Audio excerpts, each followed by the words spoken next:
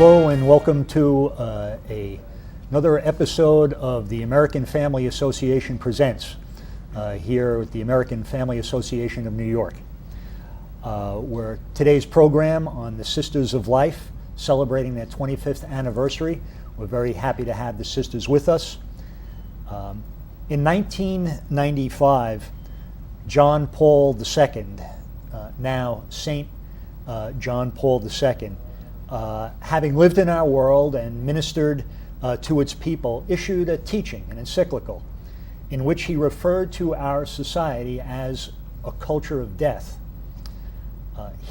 In that, he condemned moral crimes such as abortion and euthanasia, once unanimously considered criminal and rejected by common moral sense, as gradually having become socially acceptable. In 1991, that culture of death was answered and challenged by a small order of contemplative, active women, the Sisters of Life. So we're real happy today to have with us in the studio to talk about the work and the ministry of the Sisters of Life, Sister Catherine, Sister Therese, and Sister Faustina. Thanks very much for coming out today. We'll have a nice little conversation. How are you today? Great. Thanks so much for having us. It's a joy. Well, why don't you tell us, just kind of give us a little thumbnail sketch. Who are the Sisters of Life? What's your mission? Sure.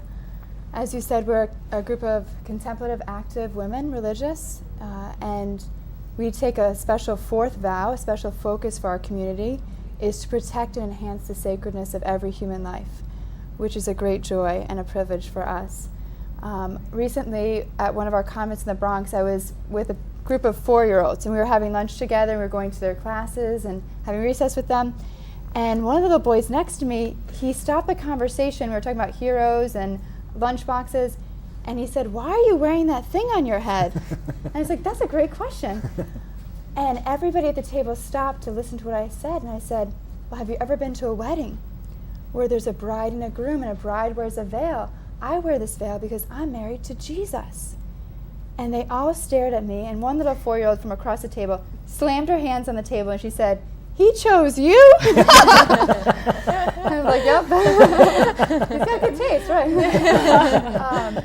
But it was so profound that a 4-year-old would know that it was, first of all, it was something special to be chosen. And that it was something special to be a bride, and that special love that they could see and they really believed so readily. But afterwards, when I was walking away, I really thought this was not just the gift of being called to be a spouse of Christ as a religious, but this is the truth that every human heart longs to know, that I want to be chosen, I want to be sought after, I want to be loved in a special, particular way. And this is really what we believe as Sisters of Life, that God did not need us. He wanted us to be. He created us. He breathed his own life into us. And we each are a unique reflection of his life. And that if he created our fingerprints so unique, how much more would he create our hearts unique? That no one can love like we can. That this world is thirsting for that unique love. That no one can stand in our shoes and love for us. And if any of us have lost someone that we love in our life, we know that reality, that our life is a unique gift. And therefore a sacred thing to be shared with the world. So that little 4-year-old girl really spoke into the depths, not only of the call to religious life, but really the call to life, the gift that life is. And that's really the truth that we live to proclaim.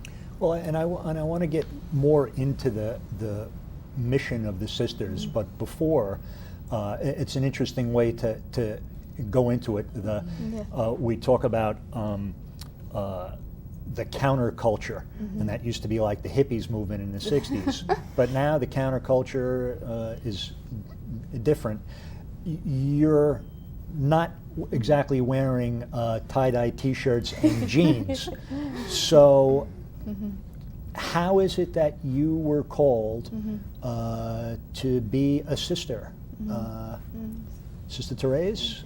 So interesting. When I was growing up, I had no idea that the Lord would ever call me to be a sister. I didn't know any sisters growing up. And it wasn't until I graduated college. I was working in Manhattan. I had a great job. I was making good money. I was doing all the things my friends were doing, and yet this desire in me just sprung out of my heart to really want something more, and that somehow I was called to something more. And at that point, I went to the priest that I knew, and I shared with him a little bit about what I was going through, and he said to me very simply that, if God took the time to make you totally unique and totally unrepeatable, don't you think that he also has a plan for your life, like one that's going to bring you joy and bring you fulfillment?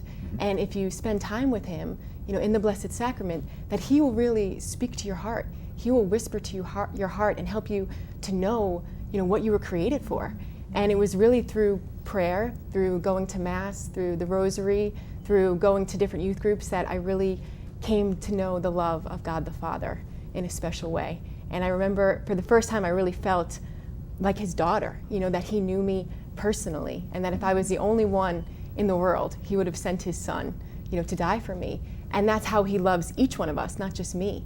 But that he was calling me to his son, to be his son's bride. And he helped me to see that, he really just spoke to my heart and helped me to see that, he could never ever hurt me because he simply did not know how. And I think that sometimes people are afraid to get close to the Lord. They're afraid of what he might ask of them. But for me, he was just calling me closer to himself to share the message of this charism. Sister Catherine, I'm how about thinking- yourself? Yeah, sure. Well, one story that comes to my mind, just when I was in college, I was really wanting to know, Lord, what do you want to do? What do you want me to do with my life? I have a passion for serving other people. I could be a missionary. I could be a social worker. Like, how do you want me to serve? What do you want me to do? I would bring that to the Lord in prayer. And what I kept coming back to my heart is, I just want you. I just want you. It's not about what you're going to do. I just want your heart. I just want you as a person. And I think it's like what you're saying, that the Lord chooses as sisters, but as human beings. The Lord doesn't judge us on what we do, but on who we are. And that's why he loves us. Thank you. Thank you. Sister Faustina, where did you go to school? I went to Franciscan University of Steubenville. Yeah, I grew up Catholic and youngest of 8. I have a twin sister. I always thought we'd get married, live next door to each other. And I knew that was a possibility to become a sister, but I wanted a life of adventure, of romance. I wanted to be totally happy. I didn't know if being a sister would really be enough. So I never really thought about it until actually I went to college, and they have an amazing study abroad program there. And really, even growing up Catholic, it was still a struggle to really make my faith my own. What do I really believe, and how deeply do I believe it? A lot of questions. And I remember studying abroad and seeing young sisters in Europe and thinking, just wow, looking at this one young sister thinking, that's the most radical thing someone could do with their life. That's radical. Like literally giving up everything that I, in a sense, was pursuing, yet she seemed happy. And there was no doubt in my mind that she was doing it for love. And something about that was attractive to me. I wanted in on that, I didn't want to just look at it. I wanted to be a part of it. But I had kind of made this list in my head, this unwritten list of the things that I wanted in my life. And God, in some senses, was still very much on the side. And he was somebody that I was going to go to, and I was praying to him to get the things that I wanted, which is so human, right? But I had, God in his patience was like, letting me check things off this list. The guy that I was looking for, the type of nurse I wanted to be, the car, all these little things, not necessarily bad things. And as I was checking things off this list, instead of being more and more happy, I was more and more restless inside. And finally one night, when I was coming back from work at the hospital, I just had this really raw moment with the Lord, and I prayed, Lord, I'm not happy. Just in case you forgot, I know that you created me to be happy, and I'm not happy. And I'm done trying to orchestrate my own happiness. It's not working. Something's wrong. And it was a grace. I gave him all these desires that I wanted. I gave him this desire. And I felt a stillness in my heart that I had never experienced before. And I heard, not with the ears of my body, but in my heart, I heard him say, I want you for myself. And he knew exactly what that was about. And I felt so loved and so known in that moment. It literally revived me. It felt like a new life gushed into me that was what I was thirsting for, you know? Yeah. And so, as a sister of life, the great beauty and joy of so much of what we do is to really love people with Jesus' heart, with his love, which literally revives. And having experienced that so deeply in my own life, my own experience, it's such a joy that I desired for everyone. You know? Yeah. Well, It's a thank you, great Sister gift. Yeah. Faustina. So you have sort of your individual callings, and then you come to the Sisters of Life. How does that happen? How did you find the Sisters of Life as opposed to another order? Or? I was working in an office in Toronto for a youth pro-life organization, and somebody cut an article and anonymously put it on my desk at work. So I was like, oh, who did that? And stick it at my desk. But I looked it up on the internet, and that was my original introduction to the Sisters of Life. This was in Toronto in Canada, and I worked up the courage to make the call. Where are the sisters based out of? Out of New York City. Okay. Yeah. But they also have a pretty big footprint in Canada? We have a convent in Toronto now, yes, Okay. exactly. Okay. So you make the call. So I make the call, and I was invited to come on a discernment retreat, and came down here to the States to make the retreat. I was privileged to come when Cardinal O'Connor was still alive, and just really remembering meeting the sisters and having the sense, whatever that fire is that burns in my heart, they have it. They got it, huh? There's something I can relate to. I don't know, I didn't even know the word to put charism on that, but I could recognize there's something in common that we have here. And Cardinal O'Connor encouraged me, finish school, stay in touch. And it was a couple years, I graduated and worked for a couple years, but that restlessness in my heart also. It's funny, and I'm sure maybe for you, I think the old model for religious life was get them young before they get corrupted by the world. It sounds like the sisters wanted you to have your experience, go to college. You were working as a nurse. You're working in the city.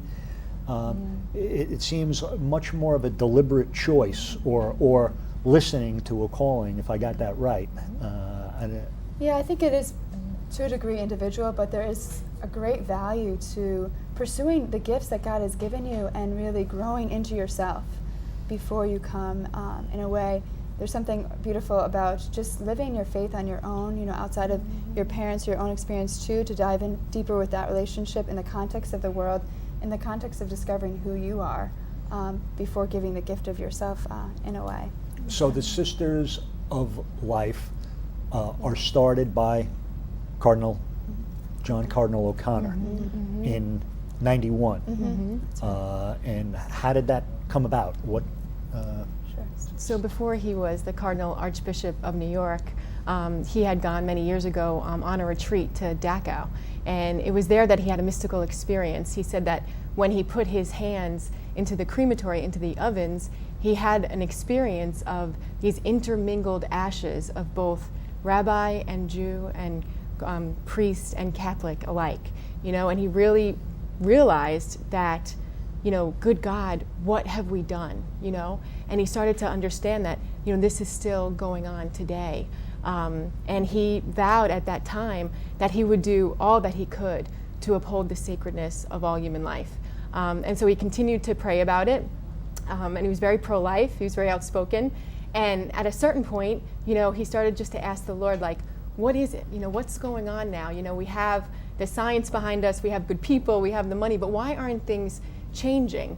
And then he was led to the scripture passage in Mark 9, where the apostles went out and they did wonderful things in Jesus' name, but there was one type of evil that they couldn't cast out.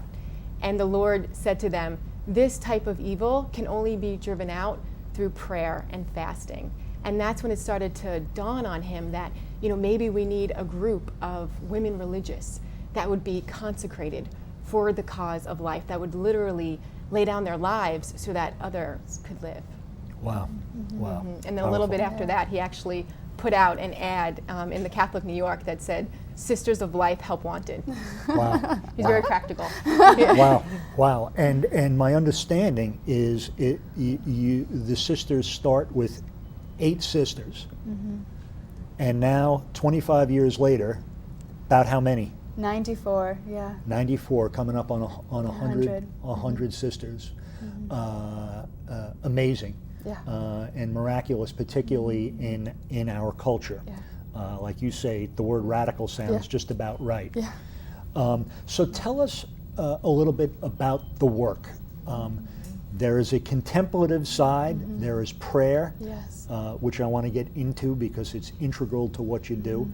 But the work, what sets you aside from some of the other religious orders, the Sisters of Life? What do you do? Yeah. I think maybe I'll start I have the privilege of living at Sacred Heart Convent, which is our Holy Respite Convent. And so we welcome women during their pregnancy to come and live with us. So they'll live with us for about a year. Where's Holy Respite? It's on West 51st in Manhattan. Okay. And we have women who live with us 6 months usually through their pregnancy and then 6 months after. And we just get to accompany them, be part of their lives, both through the crisis and then the transformation that takes place as they're responding to this call, this gift of being a mother and welcoming this child that's been entrusted to them. And just to watch the transformation that happens in them is really exceptional. Tell me a little bit about these women.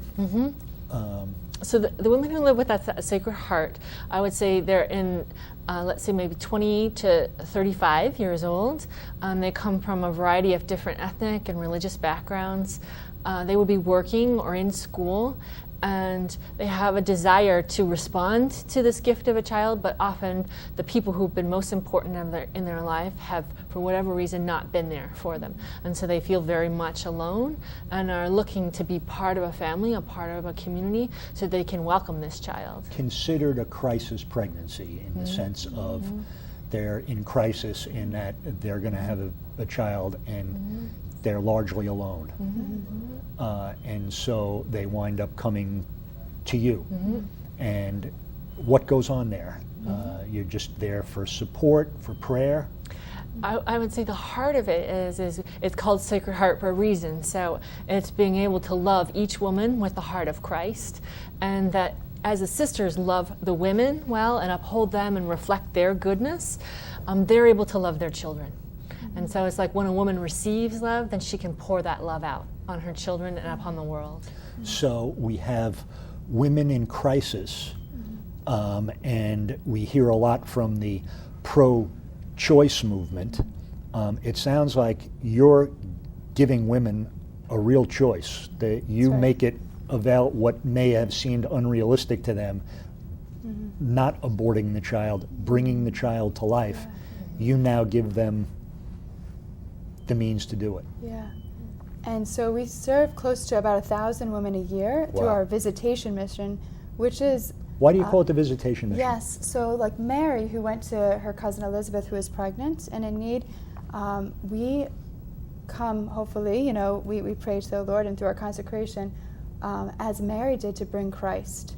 And not necessarily, first and foremost by loving, by receiving, by listening to another. And so many of the women that come to us are very alone and scared. And frankly, they'd be coming to other people if they knew other people in their life that they could go to. They're just that alone. And so many stories of people who called for different help, and then they call us and we say, well, how are you? And they're saying, you're the first person to ask me, Or stories of another girl, she was 16. She didn't know what to do, very alone and scared.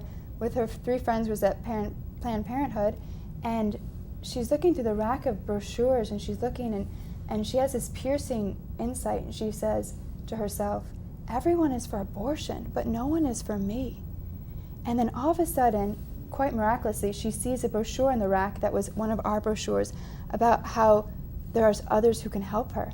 And she felt, oh my goodness, I need to leave. She takes our brochure, she walks with her friends right out of the clinic, finds our place. And really that's what we do. We receive, and we just started to ask her, if everything could be different, what would you do? What are the desires of your heart? Just to let her heart breathe and to hear her story and to really give her a chance to know that we believe in her capacity to love. We believe in her. And a few years later, this young girl, after giving birth to a beautiful baby girl, we were asking her, we're saying, Erica, what have you learned through all this? And she said, the first thing she said, with kind of a smile of satisfaction, she said, I'm a lot stronger than I thought I was, and really being able to delight in her in a way that reveals to her her own goodness, the gift of her life, that she can in turn see the gift of this little child. Wow. Yeah, it's Wow. beautiful to Wow. see that transformation happen. Wow. And so you assist them going through the actual pregnancy, and then anything further as far as helping them transition back out into what they would say the real world? We're there to help them with that transition and introduce them to all the different people that we might know through our coworkers and through just the agencies, people that we've met. And it's amazing the number of people who will step forward and want to be of assistance. And then through the years, it's just many of the women stay in touch with the sisters. And so we have women coming back to visit at Sacred Heart, and their kids are 15, 16 years Wow. old, you know. Wow. And one of the little girls, she was doing her confirmation hours with us last year, and she puts her hand on her hip, and she's like, "When I lived here," she would have been like 3 months old, you know. She remembers, huh? She remembers. But those really, it's like family. They come, you know, it's a coming home. Wow, wow. Tell me about, so there's Sacred Heart. What are some of your other missions?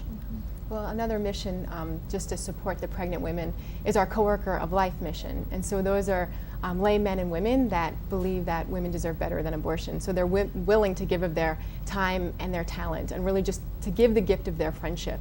So they'll really just enter into a relationship with one of the pregnant women that we're serving. So like Sister said, you know, maybe she finds herself alone. You know, she just needs a shoulder to cry on, or she needs help grocery shopping, or she needs help with a resume. So we want to help her in really practical ways, and also be, you know, a support and be in relationship with her.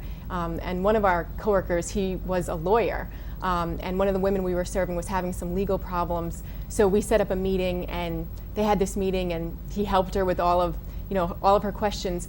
And at the very end of it, he just said to her, you know, I really believe in you, and I really believe in what you're doing. And by the end of the meeting, she was like a different person. Wow. She called me that night, and she said, you know, I feel like I have hope again. Wow. Now, I had been telling her the same thing for months, but because It's this just was the way it a came out, man, yeah. and he was a business professional, he was a lawyer, that really affirmed, you know, her motherhood. Wow. You know, so our coworkers of life are really like the hands and the feet of the sisters. Do the coworkers, is there any placement? Do any of the moms during their pregnancy go to live with families, or is that off? No, that's true. We do have, that is something that a coworker can actually open their home to, and it is a beautiful way Yeah. of opening really their hearts to this woman in need. Forgive my awkward question, but how do you get your referrals? How do the ladies come to you? How do these women? You gave one example. I can't imagine there are too many of your brochures at Planned Parenthood clinics. Yeah. So how do most of the women find you? A lot of times it's word of mouth now, because we've served so many women that they sometimes will tell their friends. Also, you can find us online. What's your website? sistersoflife.org. Easy to remember, sistersoflife.org. Or they Okay. also can Google Visitation Mission, and there's another website for pregnant women. And we also have a mission that serves those and accompanies them really who have suffered after abortion as well, to really find the Lord's, you know, the newness of His life and His love, His mercy, and that is retreats or days of prayer and healing, and just one-on-one accompaniment, which is beautiful as well. What's funny, my understanding, Planned Parenthood kind of presents it as this is just a procedure, and this is just a clump of cells, Yeah. and so what do they need healing from? Well, once a mother, always a mother, you know, and so in the heart of every woman, there will be something, you know, missing inside, and it's a tremendous, beautiful thing to see these women, and many hold on to that for years and years, decades even, The pain of an The abortion, pain having and- had an abortion. not even sharing it with others, and really to see, to give that burden over to the Lord, and the freedom that brings, to know that His love goes deeper than anything. And especially now in this year of mercy, just so many women have been coming to us, which is beautiful. My wife and I have had the privilege of spending some time with you at some of your retreats, and it really is a respite. How did you get into retreat work? Tell us about that. The Knights of Columbus actually purchased a large home in Connecticut and took care of it, and they said, would you like to come and run retreats here? Cardinal O'Connor, our founder, for years had this desire that we would have a place that people could come in out of the rain, literally from this culture, not only those that we serve in our mission to pregnant women, but also those who are in the pro-life community that need to come home to be strengthened and be renewed. And so a few years after he went home to God, the Knights of Columbus approached us, and it was really the Lord saying, you know, he knew that he didn't have the money or the funds to do it, but God provided. So it's a Wow. beautiful blessing.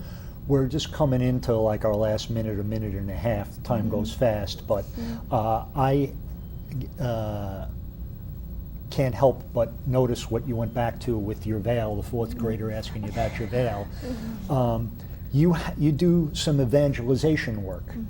I understand you wind up being on secular colleges, college Yeah. campuses. How are you received? Yeah, it's a mix. I mean, we were at Duke. We've been at very Catholic places and very secular places alike. And I think it is always a striking thing to be a young sister, to be fully habited, and to have a smile, because it shakes you up inside.